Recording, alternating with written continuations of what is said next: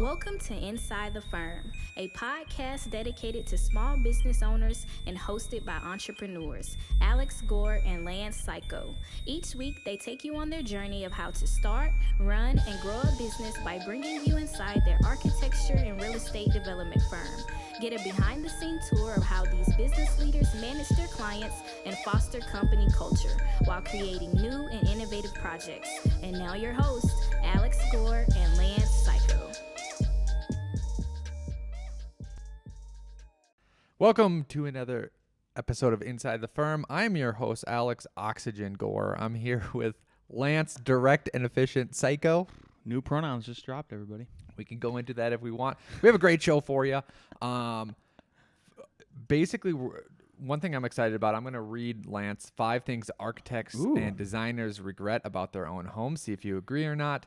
Common versus standard, the debate. And I don't even know what that's about. Good. And then a window salesman rant. Oh. We'll get to see Lance rant. Yeah. Before we do that, my rant, a couple things. Thanks to Rich, Rich the architect. Yep. He 1,000 people listen on, whatever they listen on. Only a few people listen on YouTube. And he keeps seeing us switch chords. Are you recording, by the way, on your desktop? I just want to make sure. And he keeps seeing us record on our desktops. I hear ya. I think you are. I'm trusting it. Oh no, you weren't. Now we are. 3, But that's 2, all good. We just want to show 1. Richard's beautiful punum. Yes, which means face. And it's great because I can just press this button. This is what he got us, and we can switch HDMIs. Why did it stop flashing? I think just because my hand got closer. Okay, good. I think the problem is we have an 84-inch touchscreen TV Yeah. from Dell, Thank you, Del. and it has problems sometimes. I don't think it's used to, like, from a computer screen to 84-inch or whatever. So it's flashing in and out. You can't see it on YouTube because it's recording our screens, but that's flashing in and out. Maybe it'll still work. We'll see. I tell you, it's those when they give the warnings with the anime, the flashing. Yeah. I'm just a little worried about myself, just so you know. What this reminds me of is, like, every time you do something more complicated to, like, ease it. Oh, with the website. I was going off on the website maybe like 2-3 weeks ago. I forgot why. It was You told me it was the forms or whatever. It was the forms. Yep. Yep. It was the forms. We have to use WordPress, and we have to use a plugin, and then it has to be through Klaviyo, and then all this other stuff because this is what allows us to do stuff. It's like, man, on Weebly, even though it doesn't have all the SEO, like, the forms just worked. They just worked. Simpler is better, but you don't have as many options. But so thanks, Rich, for that. Even if it doesn't work, it was a brilliant idea. I don't know. Maybe I'm gonna try. I'll try plugging it in harder on the other side. But my read is, if you are a firm that's just getting average profit, you're working more than 40 hours a week, you have issues with either staff or clients, you want to basically have your firm run smoother while making more money and having more fun. I have to have you unplug this. I'm serious. I'm sorry. Richard, I really appreciate what you tried to do, but for some reason, it's not your fault. Like, this, great idea. Now, did you hold up here's what we got. Can I show you? We got this, like, it switches into 2, but I swear to you, it is, nope, you can't do it that way either, right? Yep, I can do We're that. crushing. Okay. We're crushing. Yay! No more flashing. I was going to have a epileptic seizure. I'm not even joking. Like, that was hurting me. Keep going. I wish you would. Was that the play? Rich? Exactly. You're like, anyways, check out architects. No. Buildabetterco.com, buildabetterco.com. Yeah.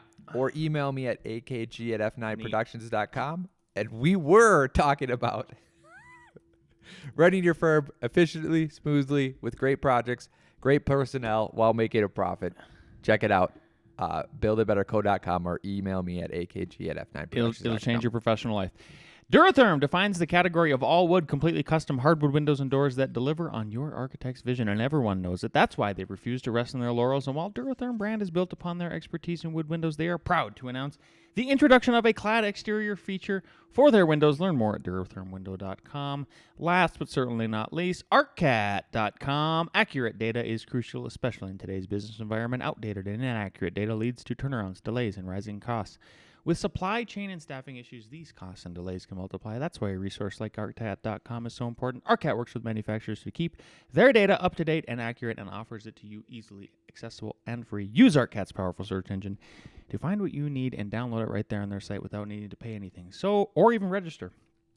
So try arcat.com today. That's arcat.com. Back to you, Al Gore.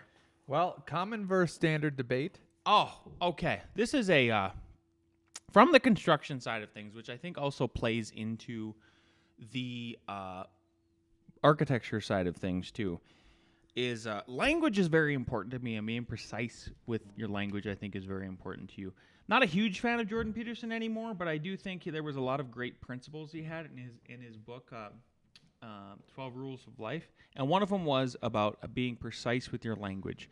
So as you're listening to this, obviously, so I am an orator, Al is too. If you're a salesperson, business person, leader, it's important, because I think what it does is it can set up your mind frame and your mindset for tackling problems or understanding like a baseline of where to start, right? So I'm going to read two definitions. I realize this is elementary, but I felt like bringing this up today. Standard, right? So the definition of standard is a level of quantity or attainment. Second definition is an idea or thing used to measure norm or model in comparative evaluations. Those are the noun definitions. The adjective is used or accepted as normal or average. That's the one I want to focus on. Used as accepted as normal or average. Number 3. Then there's the definition of common.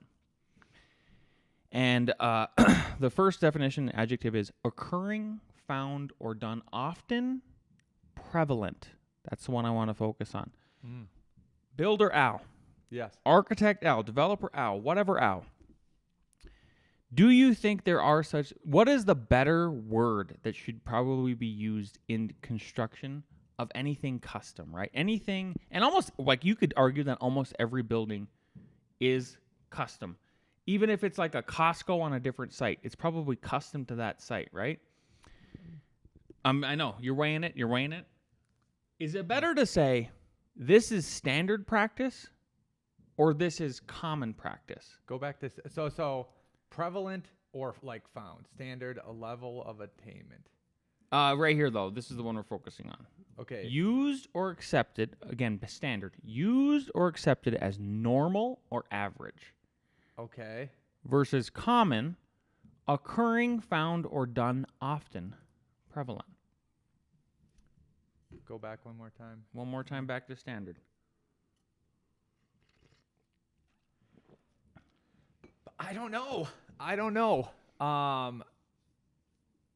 The common practice or the problem that I'm having is that while I hate, and I already went over this, I hate when people say like there is no line, thus you can't have a position on something, right? Meaning like where the line is of what is standard or what is common moves.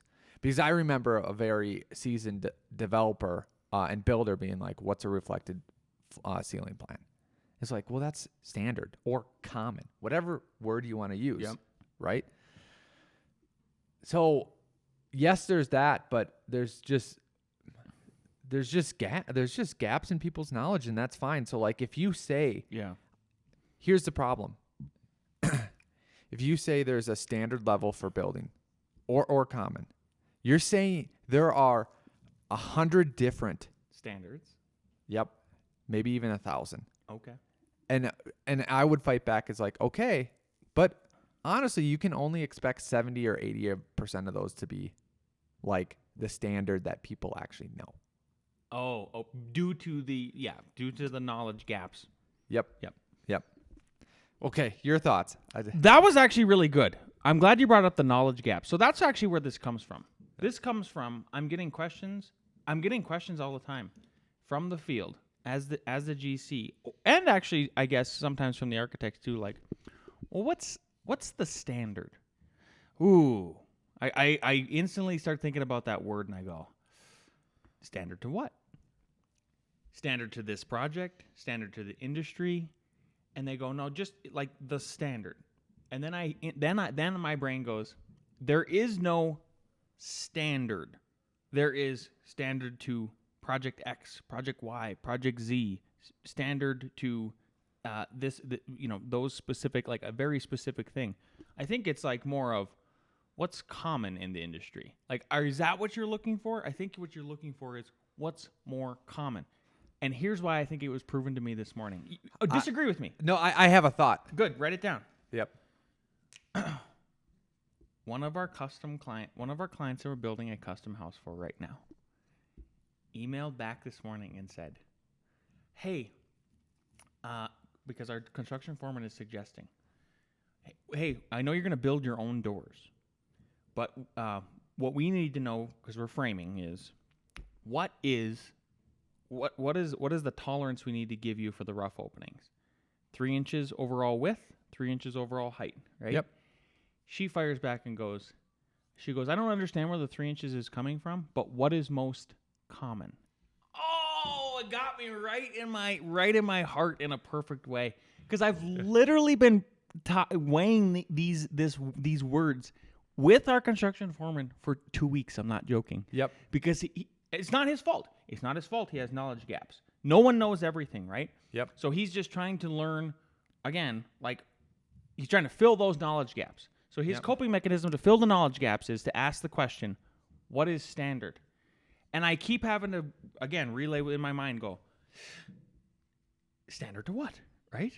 And then I have the client come in and go, what is most common? Perfect. I think that's where I'm at of trying to just cope. Yep. Okay. I'll break this apart first on framing and framing nails. The standard is the IRC, which lists 6 penny nails at whatever, like 3 on the top plates shooting down into studs, blah, blah, blah, blah. What's common is you go buy framing nails and a nail gun, which aren't that, and you shoot a shitload of them. You know what I mean? There's the standard, which is the book. Yep. And then what is common is not necessarily that.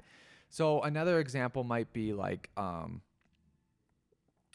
the standard might be that HVAC subs do not cut through your truss. It is very common that they do that. Do you get where the distinction that I'm getting through? I do. Right? Yep, I totally do. So sometimes the standard is not common. Yes. Now let's talk about standard. I think that's the You phrase. mean common? Nope. Oh, let's sorry. talk about Okay, standard. Okay. Let's talk like if someone's asking you what's the standard. Yeah. Okay. What do we need something to talk about? Let's talk about bathrooms. Let's talk about tile, right? I love talking about tile. The standard is that you use red board, right? Yeah. And then you probably tape the seams. I'm not a big tile guy, so like I'm just going off of just like tile very guy Gore. theoretical, right? Yeah.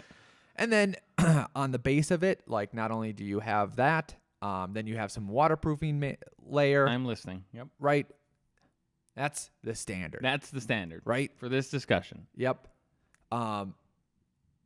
That's what should be done. I'm trying to think of an example of like what's the standard but not commonly done.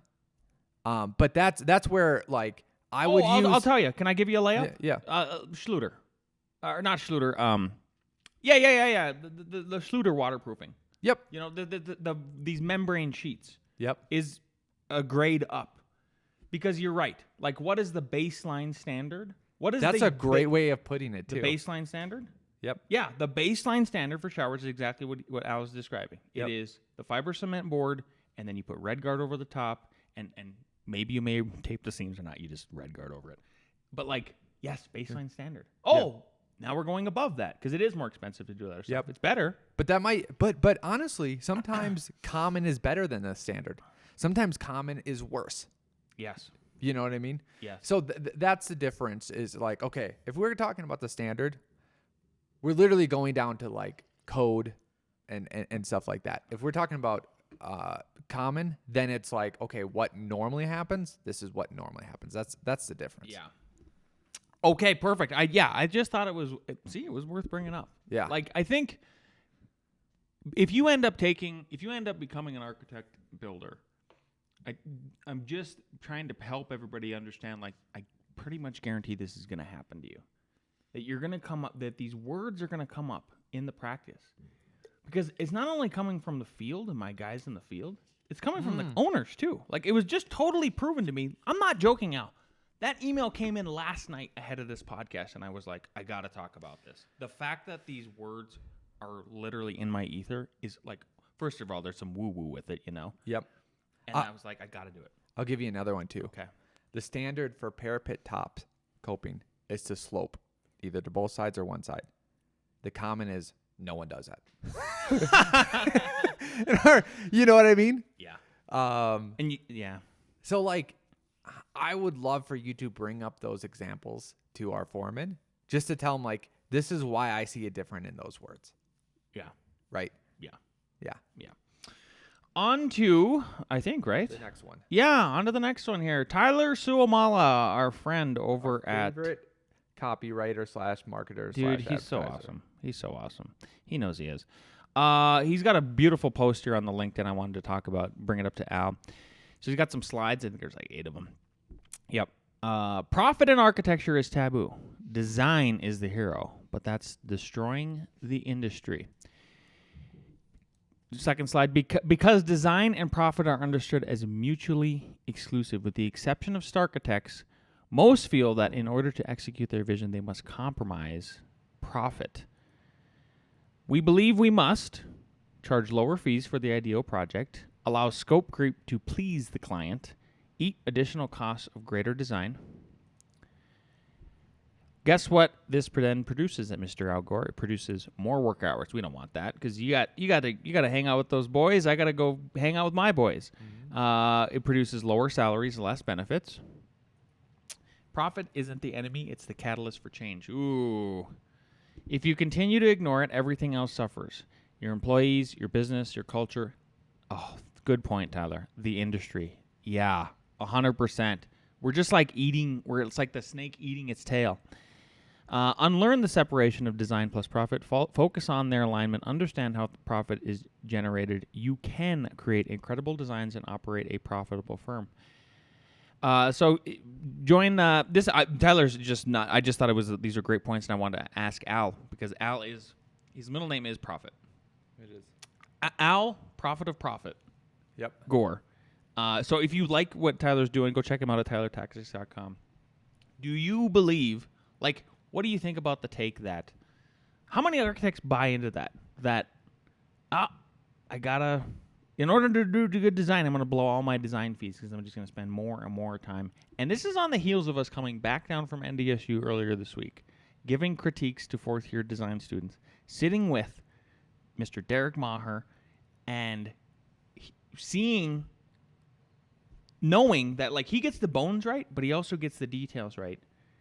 And, like, getting, like, that last, like you were saying, point something % on all the little details that end up making the whole. And, like, it's just like anything. Finishing a house, finishing any project, that last 5% takes up, like, so much time compared to the 95%. Yeah. It resonates so much with me because literally in our last weekly meeting with the Profit Group, the Build a Better Business Group, we were implementing and talking about strategies to make these align. And one of the things that I don't think architects are aware of is how much high-end clients pay for other people's services and what that puts you in. You have an example? Yep. So high-end house, high-end client, the interior design fees were 75% of the architecture fees, and the architecture fees, I believe, also included CA. Yeah. So like that's a net, and it was like an involved CA. And this is okay. I'll just get. It was something like $75K for interior design fees, and this work was split between the architecture firm. The architecture side was split between two firms. How many architects are charging $75K for design and CA of houses? I don't know. Not that many. Yeah. Not that many. So what I'm talking about is that first you have to realize like what boat you're in, and then second too, like even if you're not getting all of those works, there's strategies in how you communicate, how you create your contract that limit this scope creep, that limit this runaway like suck of profit.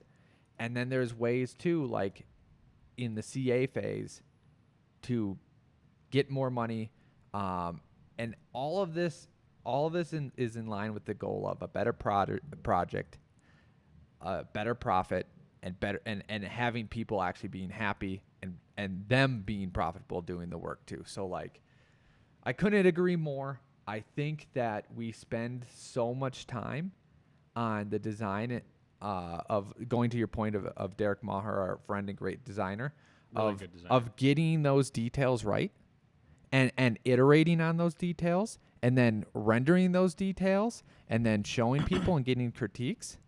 And those details make a huge difference, and we all know that. But we don't apply that same level of critical thought and Ooh. critiques to the structure of your firm, to how you operate, to your contract. Your systems. And that's what buildabetterco.com is. Yeah. Like we get critiques all the time. Like I almost want Derek Maher to critique my home design whenever I do it, but I don't want him to take any credit whatsoever. I know. That's a struggle.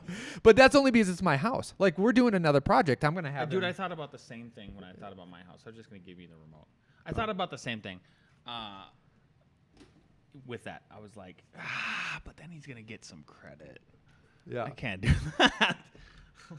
It was really, yeah. Yeah, but our other architecture, you'll put up something on the screen. People will look at it. One of the guys will. We're sending off a project to D-Maher to review We and are. stuff like that. We are. But we don't have that same level of community and care when we are looking at our own firm. Yeah. Yeah. Beautiful takedown. Take up, whatever you want to do about that. Let's switch it over to you so it's just not just Lance Good. here. Good. Tell us Everyone about these 5 Fell things. asleep. Yeah. Just kidding. So I'm not going to put this on the screen because I want your reaction before you Good. see it, right? So these are the 5 regrets that architects and designers have on their own home. So Wow. Hey, I've done 2 of my own homes now, technically. technically, yeah. And I've lived in both of them. Yep. Sometimes it pays, this is number 1, to stretch your budget. Tell me if you agree or not. So they opted, this is the story, for painted wood when they would have preferred stone on their patio. It was money at the end. Back then, the cost difference between the two materials was $20K, which was a tremendous amount. While making that choice to bank the money was wise in the moment, Sherry regrets it in hindsight. To come back to bite us in the butt because we're constantly dealing with the maintenance on the wood porch, it has probably spent more than $30,000 on repainting and upkeep over the years. They painted wood? Yeah, I don't know why there's a... Okay. I'm going to react to this, yes? Yes, I want you to- Okay. Stop painting wood. Like, so sorry, I just had to say that Yep. because but I'm going to give you a better example. I Okay. think that's what's necessary is like, I need to have a better example to go from because that's like if an architect, again, this is 5 things architects and designers regret about their own homes. I can't believe you're an architect and you painted wood, number 1. Number 2, it would be the same as if you painted brick, right? Yeah. Except for Al's brick on his old house, which was painted and was actually awesome. Like, I still think about that brick every once in a while. Honestly, if you buy low quality brick and then you paint it, it can look fine. But we're going off. I'm the rails sorry. here. I'm sorry to be tangential with that. I'm trying to think of a material that we skimped on that I wish we wouldn't have in either of the houses that I've designed and built for myself, essentially. And there honestly isn't a material I can come up with, because even the only thing I can come close to is, how about this, is I wanted level 5 finish on my drywall, whichever, if you don't know what that is, it means it's perfectly smooth. And we had to compromise because level 5 finish is unbelievably insane, expensive. Like, it's so expensive. To just level 3 and a knockdown finish, right? Yep. I thought it would kill me inside. I don't even notice. I didn't notice living in the big house. I was much more happy with our decision to spend the money on the windows, keep as many windows as possible, and then the bones and the space of the whole thing work together, right? I'm going to contrast that with where I live in one of the condos now, and we have level 5 finish in there. These are the condos that we developed, designed, developed, and own. And I don't give a crap about the level 5 finish. In fact, the level 5 finish has actually annoyed me more because I can see all the little artifacts after people have been living in there, including myself. It is a nightmare to repair. I'm telling you guys, it is a nightmare to repair. So I'm not even trying to play devil's advocate here with this. I will. So the final conclusion I'll get to with that point is, Al brought this up actually in a meeting like 2 weeks ago on our 2-second lane. He went and visited these awesome townhomes up in Fort Collins, and he pointed out the importance of, Al and I have, like, from like day one, for some reason we were on the same page about like trying to do like slots of space, slots of light. So imagine a staircase, right? And it's just a staircase that goes straight up. If you put a window at the bottom and a window at the top, like the circulation slot of space, the actual light slot of space, and all of that. We didn't we didn't compromise on the windows in the house. We stuck with that. Like, that's part of the bones, right, of the whole thing. We took out a window in the condo at the bottom of the stairs, and it actually kills me a little bit. Yeah. That's what kills me. So I think there's examples of both. Yep. What I'm getting at is, like, you got to be really careful about what you're skimping on then, and think through the life cycle of it, and what is it?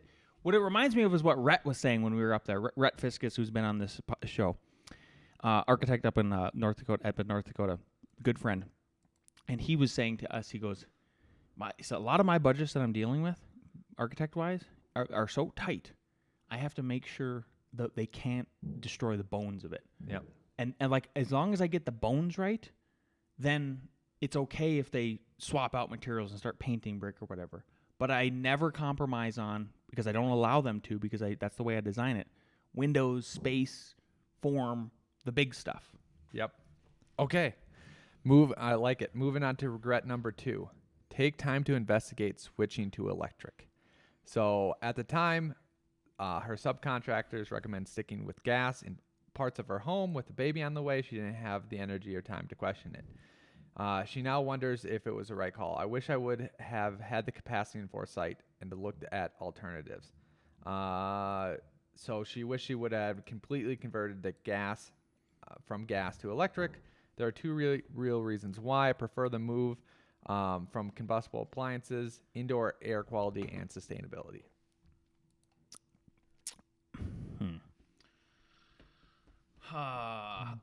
So I just had this happen with another client, and we have a perfect case study of it. Actually, we almost have a perfect case study of it. So I had these in the one of our clients. They just finished their house. We're gonna go tour it actually next week. And they reached out to me and they thanked me because they said, "Hey, I'm really glad you actually ended up pushing for us to have a backup furnace that was gas powered." Because, we do have a case study, yeah. So because they go, our neighbors who also rebuilt, these are wildfire victims. So they had a lot of the houses in the neighborhood burnt down. So like it was so interesting as a case study because you have all these people rebuilding their houses at the same time with varying technologies. Yep. So you got to see the contrast. And like couldn't believe I got this email. I still can't believe it. Like, it's literally like Providence. And she goes, "Thank you again for convincing us to do a gas-fired furnace. In addition to the electric heat pumps we did. We got to test them. We had a cold snap at the end of October, and she said the electric pumps failed after it got down to like 20 degrees. Mm-hmm. Thank God we had an gas-fired furnace as backup, because then we didn't go without heat. We didn't have any disasters. Our neighbors didn't do that, and they had it. So I think you got to think about it as a it's like if I cut off one of my fingers, right? Yep. I could still do things with my hand. Sure. Like, basically, what you're doing is if you go all in with one thing, understand you went all in with one thing. Well, the other thing too, the reason why I like, and you can say backup. The better way I like to sell it is dual fuel. Nice. Dual fuel. So like That's a more positive way. Exactly. Everyone back in the day used to have a furnace and an AC unit. You take the AC unit out, you replace that with the electrical heat pump. That's what you're using 90% of the time until it gets below 20. Yep. The reason why I like it too is because your analogy of everything just being, you don't have competition. Like if everyone does this, you're just going to be beholden to the electrical prices, and you won't have any competition if you need to change it for whatever reason. Not only just because of the code, but just for that reason, right? Yep. Okay, lesson number 3. Okay. Insulate for sound when you have the chance. Anyone who has tiptoed in slow motion to avoid creaky floorboards while the baby sleeps knows the value of a quiet house. Basically, they regret not doing the extra step of insulating for sound. In hindsight, it would have been unbelievably cheap to put some bags of insulations in the walls when you have them open up, but we are time pressed to finish the renovation. They go on. We have a crowd. There's dogs. Yeah, I don't know why they decided to come down. I couldn't agree more. And they're talking about like when they're in the kitchen and the bedroom is right below. Okay, that's one thing. But also like bathrooms, just putting some Rockwool rock in there. Yep. I agree 100%. Okay, let me give you just some brass tacks numbers, right? Yep. On a $2 million house that I'm building right now, the insulation, which is good, really super, like the best insulation, came in at $32K. Yep. And there's no skimping either. This is with the interior walls. Percentage wise on that, what is that even? That's like, I'm gonna do the math. I got to do the math real quick. Just to tell you like what the percentage of what you're typically looking at for construction on something. Oh my God, it's less. It's like 1.5% of your construction budget. If this client went and insulated all of the interior walls, which she's not opting for, just some like the bathroom, literally it's the same thing. We're trying to help with the baby. We're trying to help with people that are just need quiet, whatever they are. If she insulated all the walls, it'd be like another $1,000, a fraction of a percent. If she went, I just ran the numbers this morning. I was trying to help her show her she could save money. Hey, let's say we don't insulate the garage, and it was kind of laughable, but I still had to show her. Yeah, she would have saved $2,900 out of the $32K. I totally agree. If there's certain things, so I would count. Here's what you got to do. You got to make like you got to do a comparison of what are the bones of my project, and what is the pretty eyelashes or whatever. What is does my beard get shaved off? Right? Sure. Category, something like that. Yep. I can live without a beard, Yep. right? I can't live without my bones, my organs. That's the way you got to think about this. And don't cut on those things 100%. I would insulate the crap out of it. It's cheap. Insulation's cheap. Hopefully it'll always be cheap. Yep. Lesson number 4, rethink concrete countertops. So basically the story is it was cool, but over time, wine spills, all that other stuff, it gets to look pretty nasty. Yeah. Quartz is your friend. Quartz is a perfect compromise between granite and laminate. Having to go in between those two, it's the perfect in between. It's cost effective. It still looks great. It can be stain proof as long as you seal it twice. I have a clarifying question. Yeah. My opinion is granite is cheaper than quartz. That's not my opinion. Okay, that's why I'm asking. Yeah. That's why I'm asking. Yeah. Okay, granite is my number one. Even better than marble because marble will stain. And I thought granite was cheaper, but if you have to go a little bit cheaper than quartz.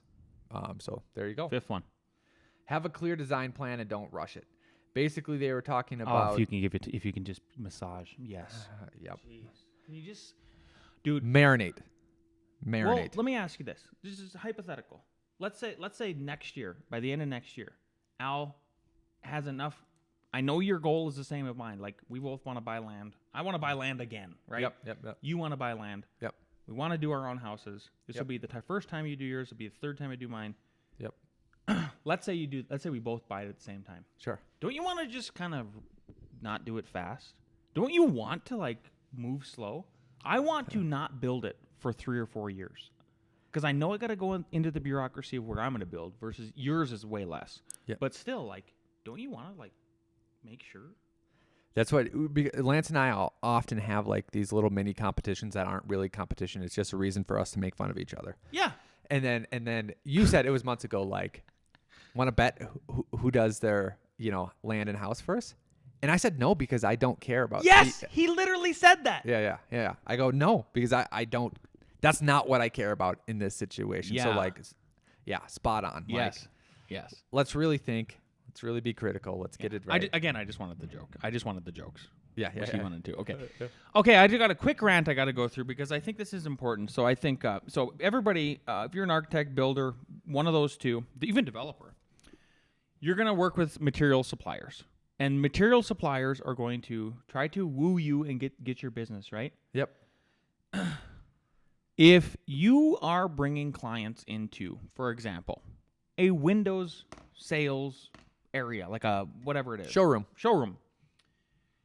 And these clients of yours are custom clients, and they're going to spend hundreds of thousands of dollars on the windows and doors. Yeah. I'm going to give you 3 scenarios. Which guy are you going to pick, Al? Okay. You go into showroom 1.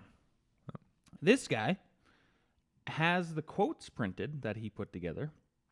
He doesn't have the plans printed. He tries to reference the windows on the quote, and telling the client you're with, like, oh yeah, that window opens like this, and then he fumbles because he's like, because she asked him, well, where's that window at? He's like, I don't know.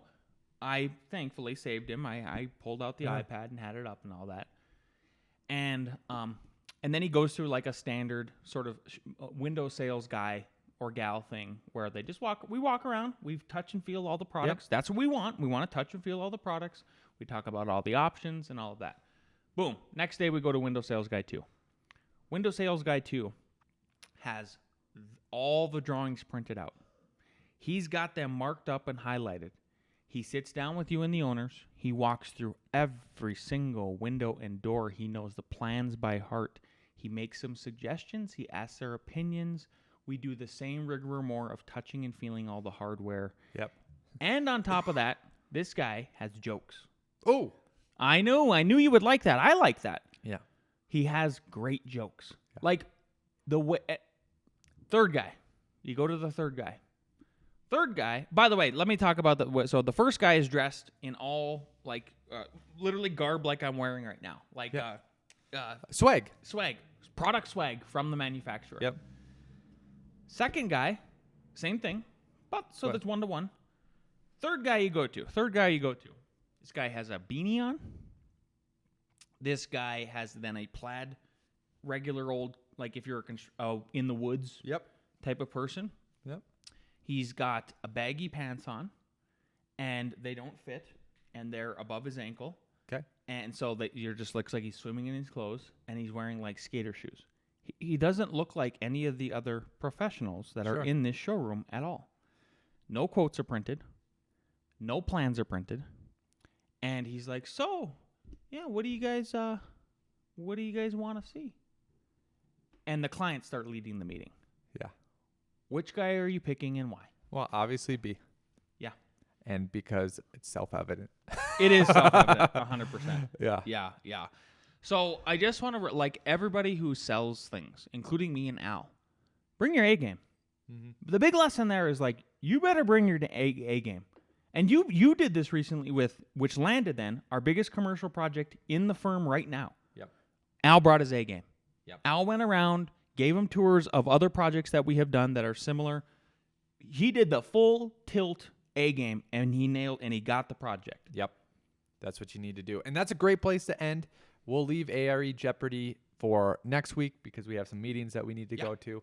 But we thank everyone for listening. Again, I can't stress enough checking out buildabetterco.com. I know that I've been promoting it. I know that it's from ourselves. But if you understand the value and the care of refining the details and getting great designs and making sure the bones are right so that that project runs well for the rest of its life, then you probably understand what that can do to your firm as well. Check out buildabetterco.com or email me at akg@f9productions.com. If you like this episode, you're listening on YouTube, like, subscribe, leave us a positive comment. We'll see you next week. God, adventure again? See ya.